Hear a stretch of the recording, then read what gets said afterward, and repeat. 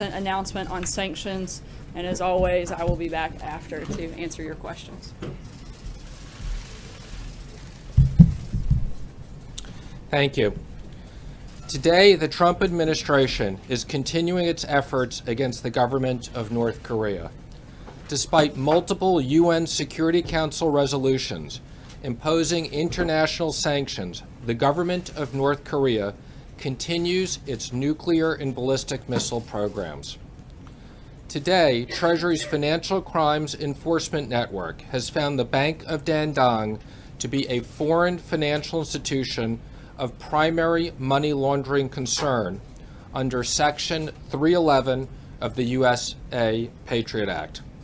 This bank has served as a gateway for North Korea to access the U.S. and international financial systems, facilitating millions of dollars of transactions for companies involved in North Korea's nuclear and ballistic missile programs. The United States will not stand for such action. This will require U.S. banks to ensure that the Bank of Dandong does not access the U.S. financial system directly or indirectly through other foreign banks. This action reaffirms the Treasury Department's commitment to ensure that North Korea is cut off from the U.S. financial system. In addition, the Department of Treasury's Office of Foreign Asset Control has sanctioned 2 individuals and 1 entity for their continued support of North Korea's activities. While today's actions are directed at Chinese individuals and entities, we look forward to continuing working closely with the government of China to stop illicit financing involving North Korea. We are in no way targeting China with these actions. We will be meeting with China and other countries at the G20 next week to further our efforts to cut off North Korea's illicit activities. North Korea's provocative, destabilizing, and inhumane behavior will not be tolerated.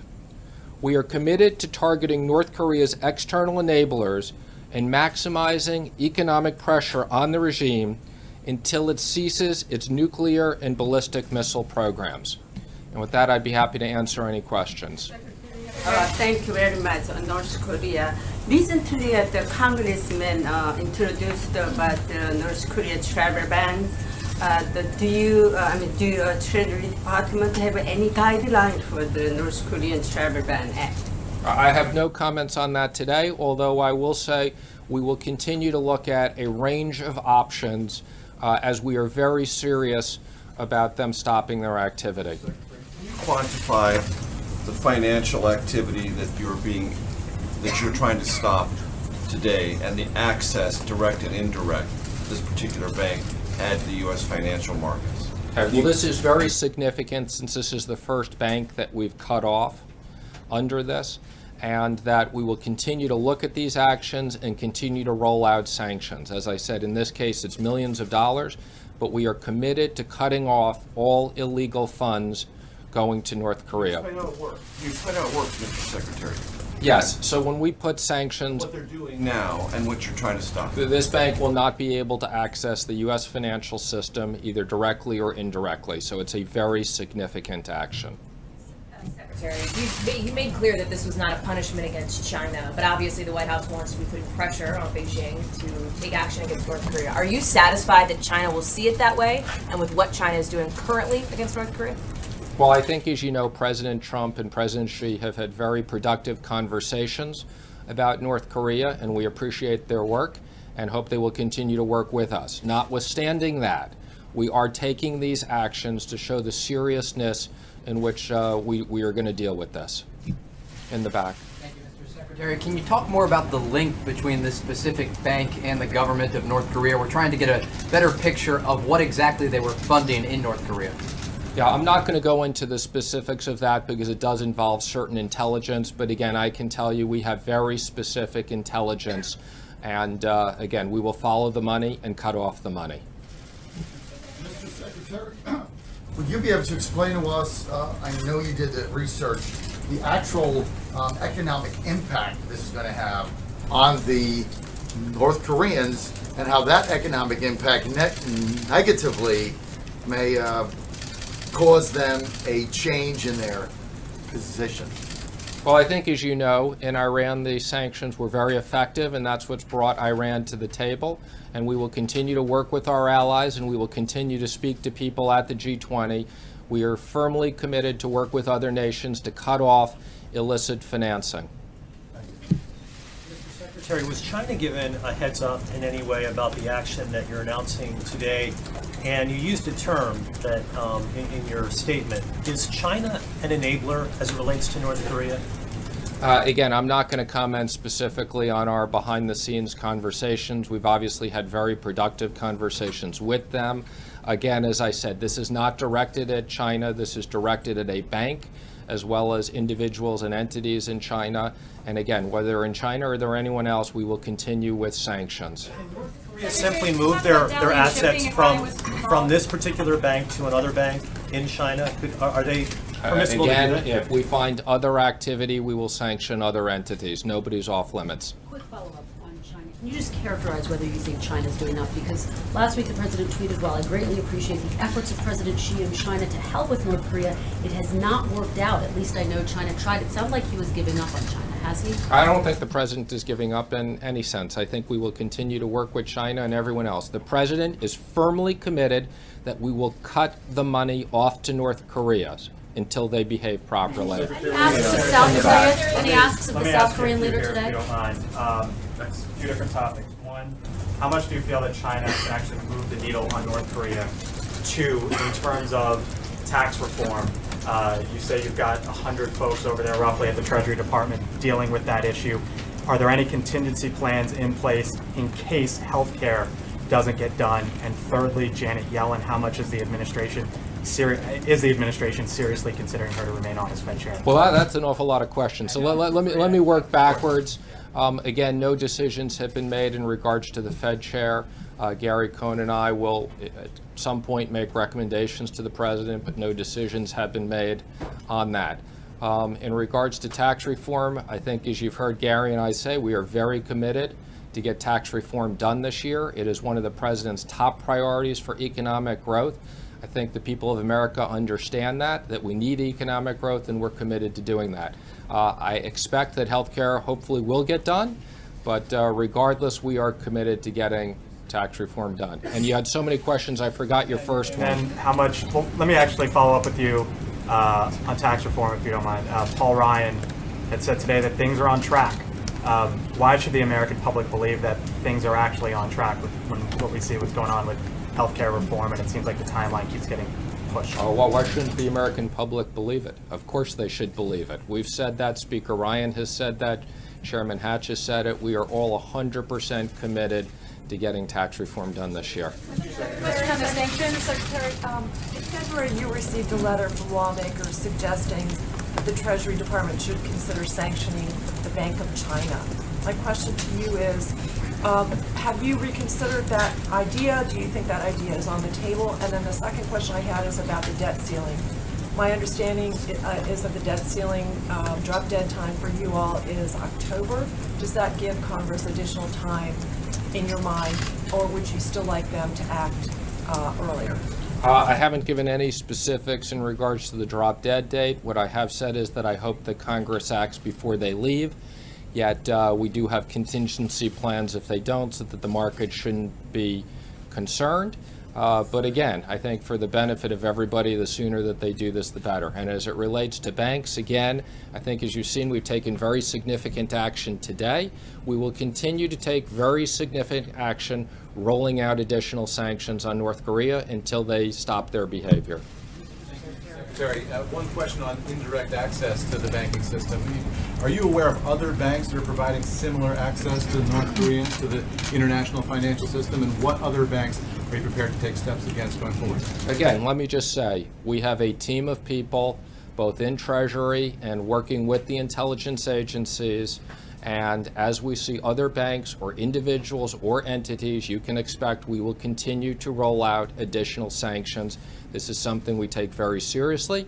We will be having discussions with our counterparties at the G20. This is a big priority of ours. Secretary, you said that this is not about targeting China, but this is aimed at a Chinese bank. Does it speak to a message that you're trying to send to China in any way, specifically right before the G20?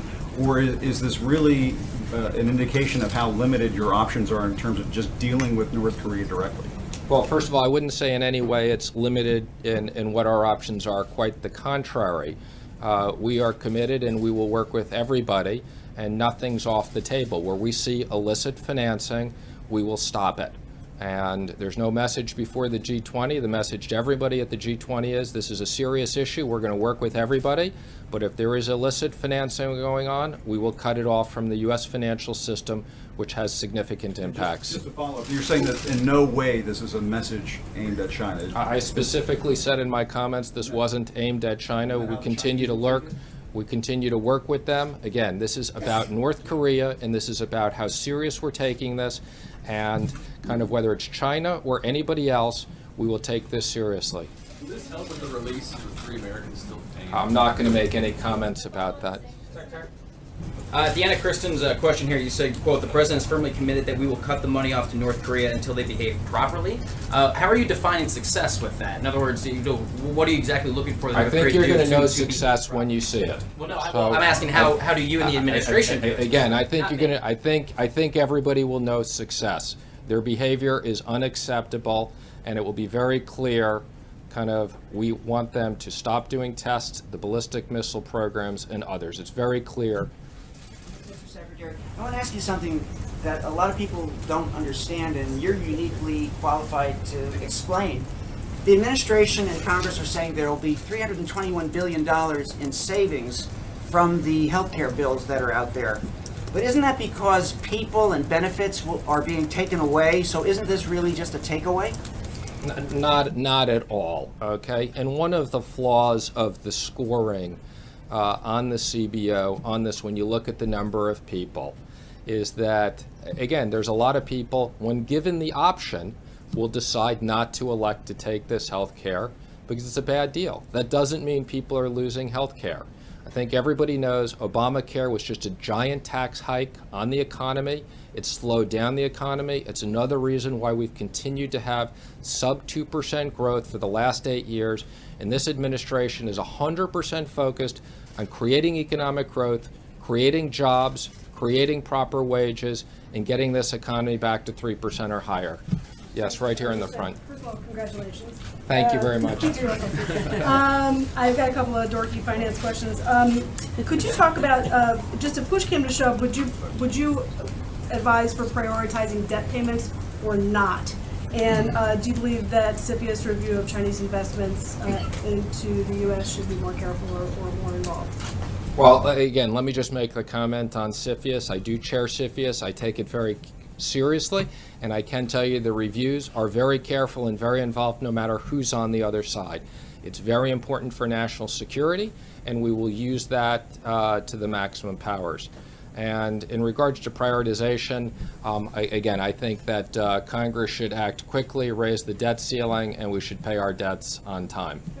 Thank you, Mr. Secretary, and I was going to say congratulations too. Thank you. 2 questions. First, you were a participant along with Madame Lagarde at the last IMF World Bank meeting, and you certainly know there was some concern about what the future U.S. policy is toward involvement with the International Monetary Fund. What is the U.S. policy toward that and toward involvement in financial relief in the Eurozone? So let me just say I've had the pleasure of meeting with Christine, at least a dozen times. I think the IMF plays a very important role in looking at currency and world economies. The IMF was very helpful in regards to stabilizing the Greece situation and working with Europe. I think that could have been a major problem this summer that would have had significant concerns to the markets and the economy, and I think she was a very important part of those negotiations. Well, my second question was, how do you feel about maintaining the U.S. level of support at the IMF at the current level, and specifically as a part of the relief for Greece, because the U.S. role is through the IMF, in relief of the Greek financial crisis. Yeah, well, let me just comment. The IMF commitment to Greece was quite small. I'm not even sure that Greece are necessarily going to use that, so I think the significance was really more of a stamp of approval. And again, there's no direct cost to the U.S. or the taxpayers. And we're supportive of the IMF, although we'll look at our contributions to the IMF like we look at all contributions very carefully and making sure we're spending the taxpayers' money properly. In the back, yes. Clarify which entities are being sanctioned, because the paperwork that OFAC sent out also includes Dalian Global Unity Shipping, 2 Chinese individuals, does not mention the Bank of Dandong in that paperwork. So is it 4 total entities? So there's 2 different actions. There is a FinCEN action against the Bank of Dandong, and then there are the 3 OFAC sanctions, as you've pointed out. So we should see a release from which part of Treasury? You said FinCEN? You will see FinCEN. There'll also be a release on the bank. Communicate this in advance to Beijing? That Again, this was gonna happen? I'm not making any comments on our behind the scenes, how we can communicate. Tax reform, you're a mathematical man. What are the chances that we get a 15% corporate tax rate or a 25% corporate tax rate in the final bill? Let me just comment. Tax reform is a pass-fail exercise, okay? And we're going to get this passed for a plan that's good for the American public. So we are working closely with the House and the Senate, and we're going to get a bill that's passed that's going to be great for this economy, great for Americans, putting people back to work. Is it a revenue neutral exercise? Is it a revenue neutral How is exercise? it possible for reducing the funding source for the healthcare to lead to lower premiums and expanded coverage? Again, I'm here primarily to talk about sanctions and tax reform, but I will comment again on health care, although it's not my primary area. The health care that's been in place is a bad deal for the American public, okay? And that's why a lot of people aren't using it, okay? It was a giant tax hike to the American economy, and premiums have been going up a ton. So we're looking at making the system more competitive so people can actually afford it. Secretary, we heard from your counterpart at the Department of Homeland Security that airports all over the world have to step up aviation security because there's this threat. This is the product of a months-long discussion within the interagency process that resulted in yesterday's decision. I'm wondering if you, sir, are convinced that the potential security risk, are you satisfied that the security risk outweighs any potential economic risk if, for example, certain airlines are cut off or certain airports are cut off if they don't comply? Well, let me just say, I can think of nobody better than General Kelly to protect our country in this position.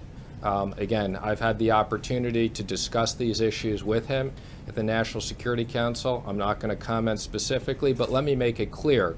The safety of the American public is our utmost concern, and we will never, ever put economic issues, okay, where we will risk the lives of the American public. Mr. Secretary, on tax reform, are you going to be revenue neutral? And if the CBO and JCT say you don't get the growth or the revenue, what are you going to do? Okay, again, let me just first say there will be complete transparency when we come out with the plan. We are in the process of listening sessions. We've literally met with hundreds and hundreds of CEOs, think tanks, various different groups. I was over at the House twice today talking with people at the House of Representatives in groups. We've been at the Senate. We're listening. And as we develop this plan, we've said we're going to have a responsible plan that is paid for. And we do believe in dynamic scoring, and we're going to take that into account. Mr. Secretary, the GDP for the first quarter came out today at 1.4%. It was slightly better than economists anticipated. But during the campaign, the president repeatedly promised to have growth rates of between 3 and 4%. 2 questions. First, how much of that 1.4% is attributable to the actions of this administration or inactions? And secondly, when are we going to start seeing the 3 to 4% growth rate that the president promised? So again, I think I've been very clear on what our projections are for growth, and that we believe that we can get to 3% or higher GDP. We've been very clear that that's not this year, that's not next year. It will take some time to scale in. Our projection over the 10-year period is actually 2.9%, which I think is quite conservative. scaling up to 3 and staying there, which I think both the president and I believe we can do better than 3%. So our projections in the budget are quite conservative. I think that to the extent we can get health care passed, to the extent we can get tax reform passed, to the extent we can roll back regulatory issues, which we're working on very carefully, both in financial and in energy and in other areas, we are very comfortable that we will hit these growth projections. I'm going to take 2 more questions, and then I'm going to have to turn it over to the superstar over here. No, yes. Okay, thank you. The president said before that if China is not going to help solve the North Korea problem, then the U.S. will. He's made it clear that he doesn't think that China is currently doing enough. So where does he stand on the U.S. taking unilateral action? And is there a deadline, such as G20, maybe an ultimatum, or a deadline for which the U.S. would need to, that China would need to do more? I think the president has made it very clear that if there are deadlines, he is not going to advertise those deadlines. So I am not going to make any specific comments as to whether he has a deadline or if he has a deadline, when it is. That would make absolutely no sense. I can assure you we will have conversations with our G20 counterparts about this next week, and we've been having these conversations, and we will continue to do more on this. One more question. You're right here. There was a little bit of a legislative snafu, but it does appear that the House and Senate will pass sanctions legislation related to Russia, includes a broad range of sanctions. I don't think we've gotten a straight answer from the White House on whether the president would support that. Does the administration support that? Is Treasury prepared to implement those sanctions? Well, let me just be clear. Again, not only the sanctions that we have on North Korea today, we have sanctions on Iran already. We will continue to put more sanctions on Iran around their ballistic missile and other programs. You've seen we've used sanctions in other areas. We will continue to use these. So notwithstanding anything Congress passes, I can assure you this administration and the Treasury Department will use sanctions to the maximum amount available by law. We don't need Congress to tell us to put on more. We're going to do more whether they tell us or not. But anyway, we look